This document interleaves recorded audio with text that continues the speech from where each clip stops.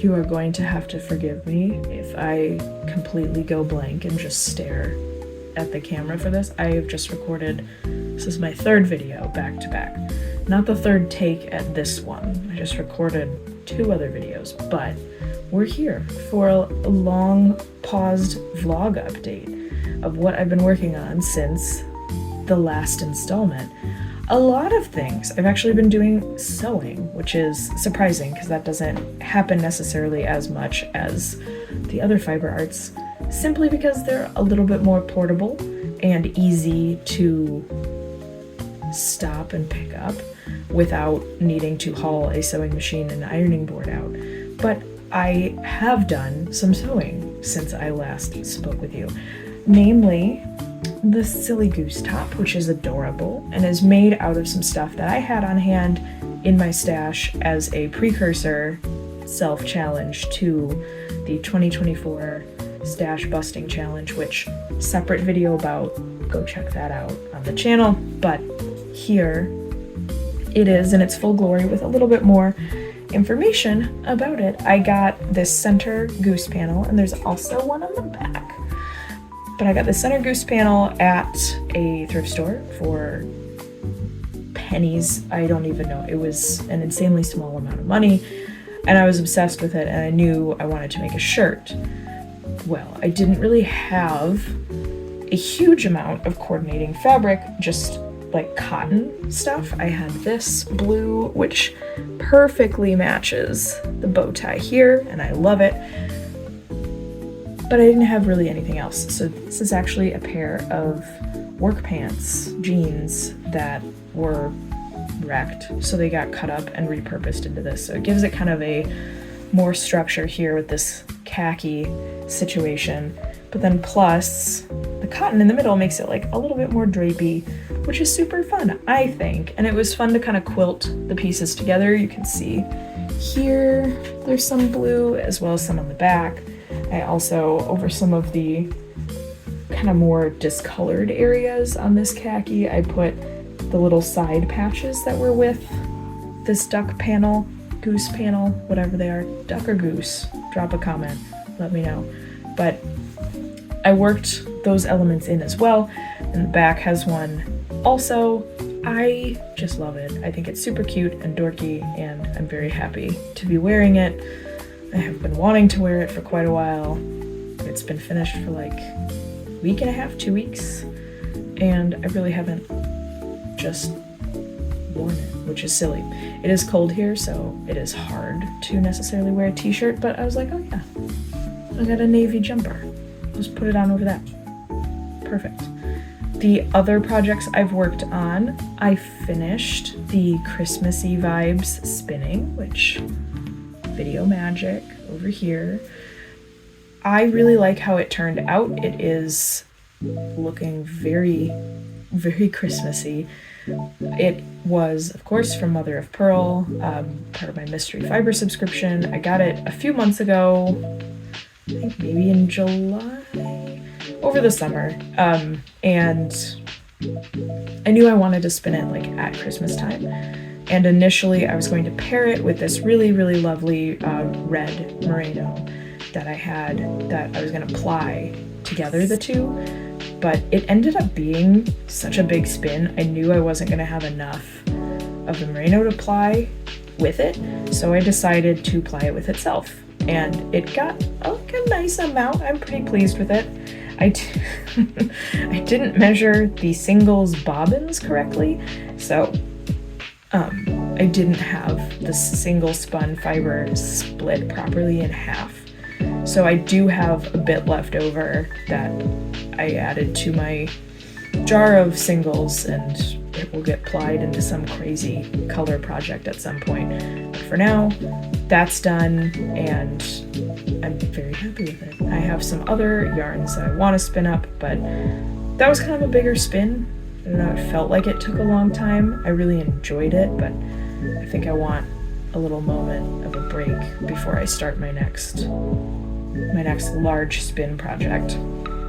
I also sewed an entire dress, which is mind-boggling interesting to me because, again, I don't often do larger projects while I'm sewing just because of space and time constraints that are all exist inside my head.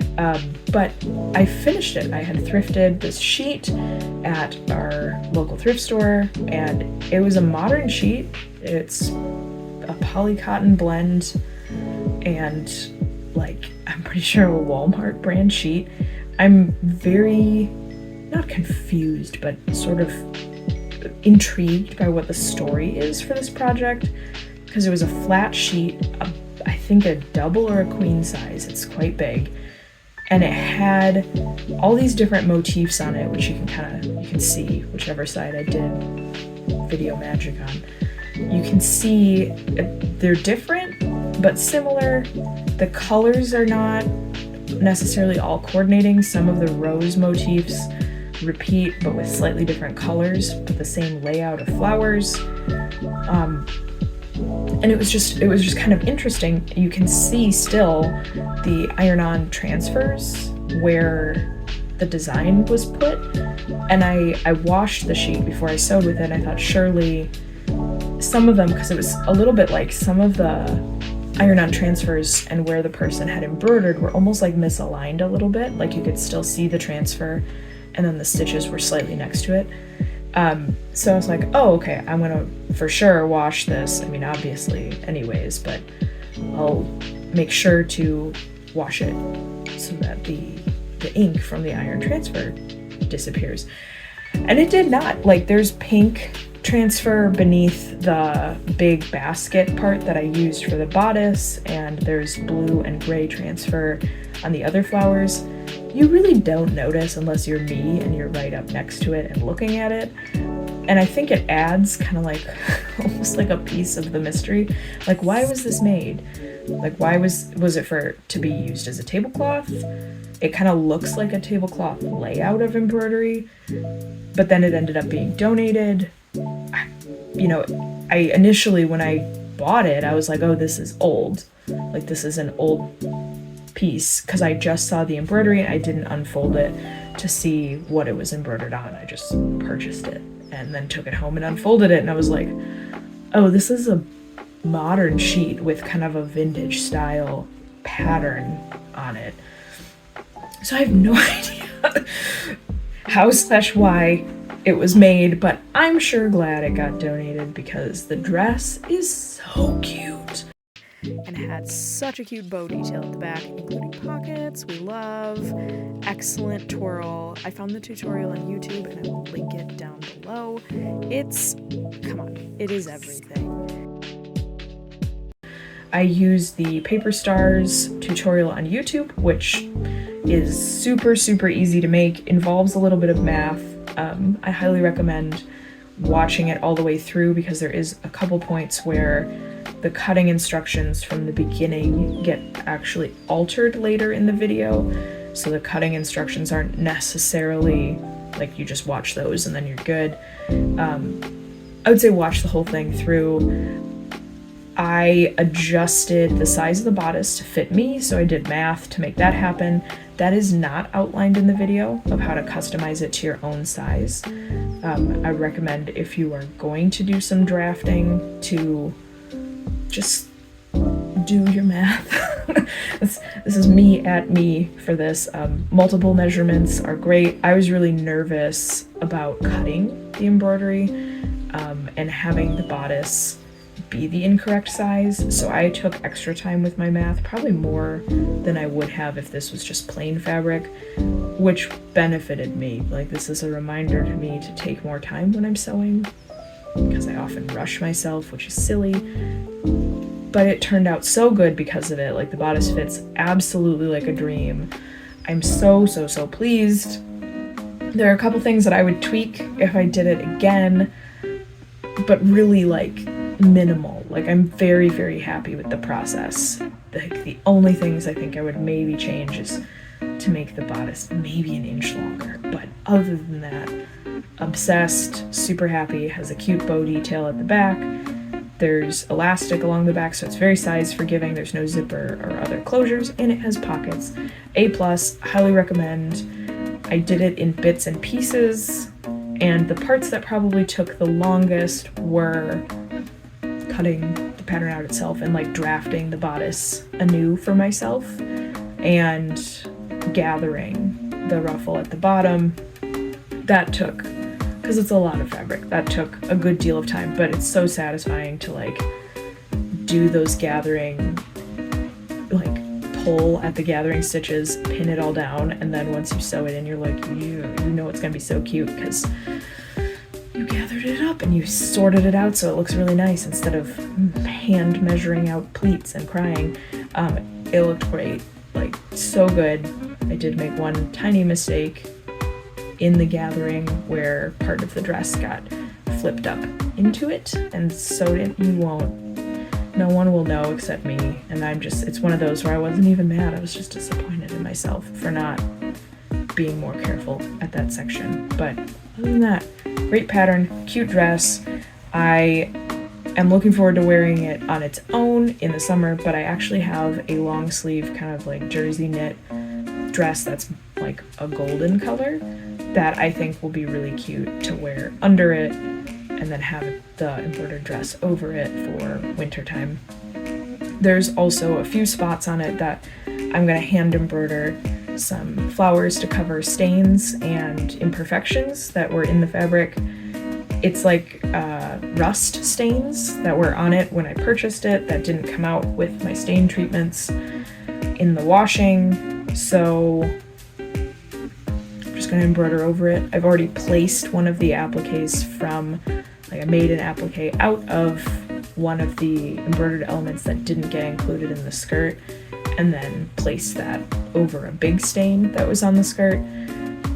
Really, like, if something is stained or weird or has holes, you can mend it and make something new and cute. So there's a few more spots to tidy up, but honestly, I'd even wear it as is because I'm so excited about it and run around like a floral princess because why not? Other things I've worked on, you're gonna be so proud of me. Look at this. What is this? A sleeve on the denim jacket. You will notice that the back panels still aren't done, but I have finished the biggest panel on the whole project, the back. It's so good. I'm so pleased. And I made it quite a lot bigger than it needs to be, so I haven't pinned it in and sewn it in yet, obviously, because I want to figure out its positioning when I have it all laid flat. And I just haven't made the time to do that yet, but I will. I've also finished, all the panels on the front are done. One more needs to be sewn in, and then the only panel left to do is this piece here, the yoke. The big piece there is already done, but this yoke here needs to be done. The sleeves have been, this sleeve particularly has been start and stop, just because I don't, even now, I'm far enough on it that I'm just gonna keep going, but I haven't been sure what I want the sleeves to look like this whole time. I had an idea that I wanted to single crochet them all the way down, which I started doing, as you can see here, and I actually had probably to there single crocheted, and I decided that I hated it because it was going to be so time consuming and odious, and I felt like it didn't really match the aesthetic of the rest of it, which is quite patchworky and like has a lot of different elements in it, and I wanted to put this granny square vibe into the sleeve as well. And so I'm doing that. I'm alternating sections of granny and solid double crochet, and I like-ish how it's coming so far. I think it'll be a lot happier when I can try it on and kind of see how the sleeve looks on me. I have not done that yet, so I think seeing it will help. What I'm going to do once it is to about here is I'm going to decrease to make it kind of a little puff action going on, and then I'm going to knit, I think. I'm going to knit a cuff out of a solid color. TBD what that solid color is, but that's my mental plan right now. And obviously this beauty needs its own separate video of recapping the whole process, start to finish, and giving it the glory it deserves, because wow, it is quite something. We'll see if it ends up being atrocious or not, or if it actually looks cool. At the moment, I don't know how I feel about the sleeves.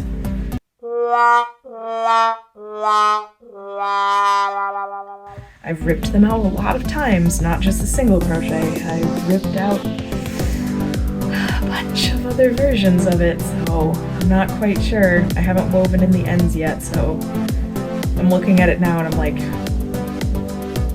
do I rip it out again? I don't know. We'll see what happens. I've also done some smaller projects. My sister's shirt has been on hold because I'm a silly girl and I wanted to do sewing, but not silly. I just decided to do sewing. So her shirt is on hold. I have gotten to the point where I'm split now. It's over there. Look at it. So there's really not a lot left to do, but I'll get to it. The other thing I worked on is a hat for my cousin for a Christmas present. Other than that, a lot of the rest of the time was hanging out with family, doing the holiday stuff, sewing, spinning, running around, doing normal life things. So kind of a chapter update. And hopefully even more updating to come. Definitely check out if you're interested in doing stash busting this year, or even at minimum this quarter. Check out the other video about the stash busting challenge that we're doing in the Discord. It's going to be a lot of fun, and I'm excited to kind of dig into what I already have on hand and how I can get creative in using those up to make some pieces that are unique and that I will love wearing and using. I have some ideas already, but ideas are a whole separate adventure. So, without going any further, until next time, stay crafty.